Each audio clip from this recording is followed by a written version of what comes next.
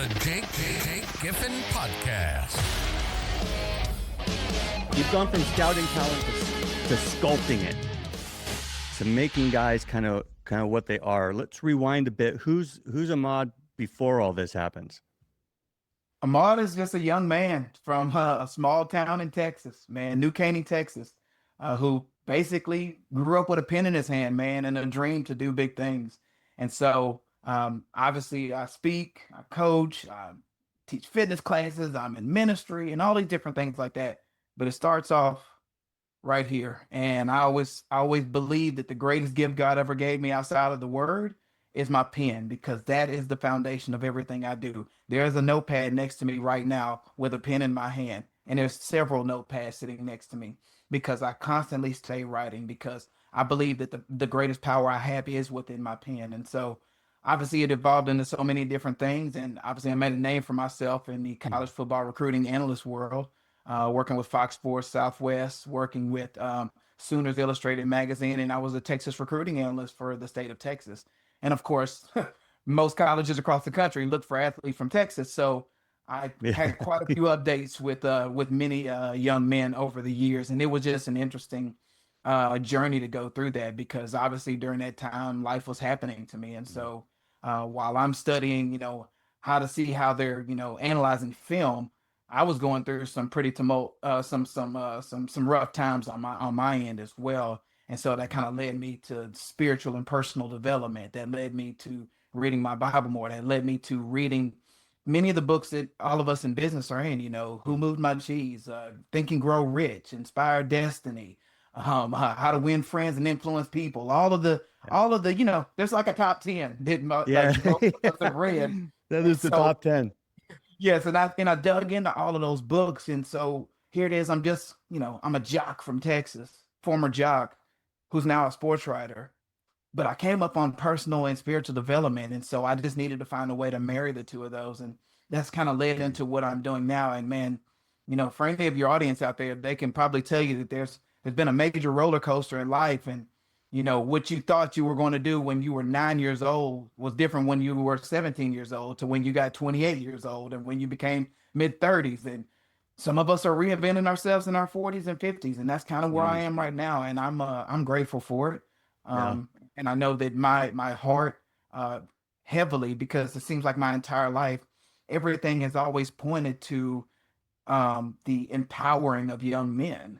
Yeah. And so now I'm just openly saying that's what we're here to do.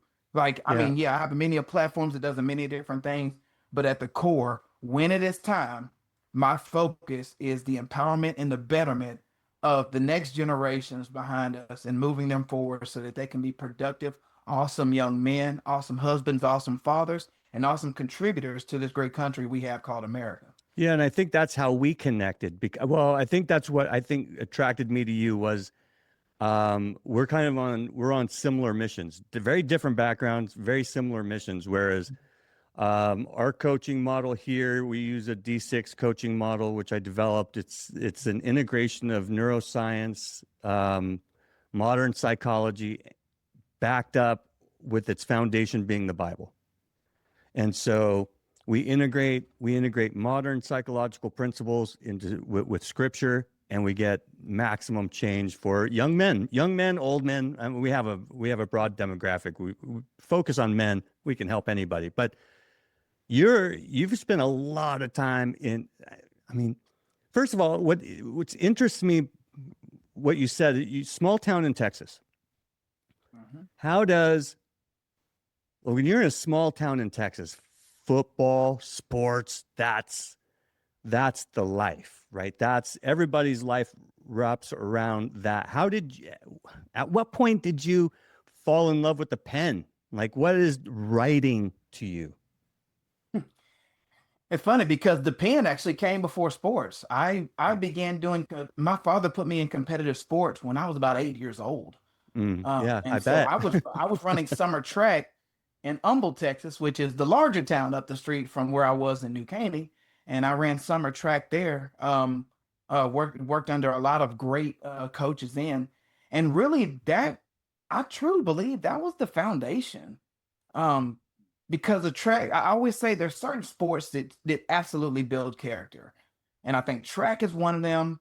Mhm. Wrestling for sure is one of them. Tennis is one of them. Uh, all those sports where it's you, meaning when you're in the arena. Whereas, you play football, you can say, well, the receiver didn't catch the football, or you missed a tackle, or something like that. It's a team thing. But when you're on a tennis court, when you're Yes. in the swimming pool, when you're on the track and it's your lane and you got 100 yards, 200 yards to go, you can't be like, Billy didn't. No, it's you. And Dude, so that, people are gonna hear you say that, dude, that know me, and they're gonna think this is like you're my doppelganger. Like, that has been like I've never when we talk about team sports, I've never been I love football, but I've never, it's hard because like you said, you have all these other players, right? But when it's you and the track, when it's you and the tennis court, when it's just you mano a mano, yeah, that's it, man. It's all there's no you. one to blame. There's no one to blame, right? Mm-hmm. You're looking in the mirror. It's you, right? Mm-hmm. I mean, there's no other factors. It's not the coach. It's not your dad. It's not anybody else.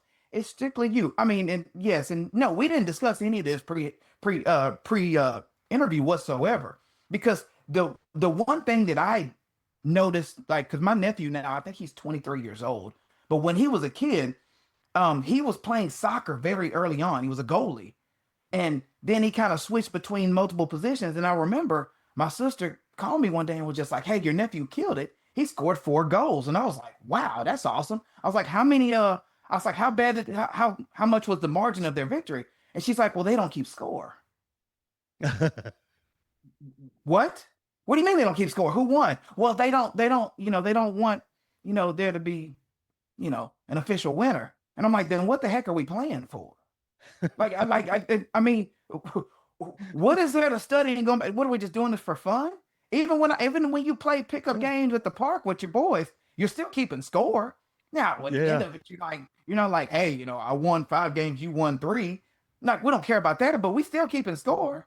And I'm still gonna walk away and say, I schooled you, or whatever that looks like. Yeah. But the thing is that there's a character building element. And yeah, so well, you're saying, well, it's just sports. No, sports is a metaphor for life. All right, so let's pause there. We just laid a foundation: writing, discipline, sports, identity. When we come back, I want to dig a little bit deeper. I want to push further, because what Ahmad is really talking about isn't athletics, it's leadership. So hit the subscribe and the bell so you're notified when the continuing episode drops. If you want to hear the full interview, that's released everywhere, audio-wise, Spotify, iTunes, everywhere else right now. Make sure you subscribe, leave a comment, and if you're so willing, a review. That would be great.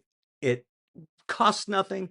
It benefits us incredibly. So thanks so much for watching, listening. We'll see you in the next one.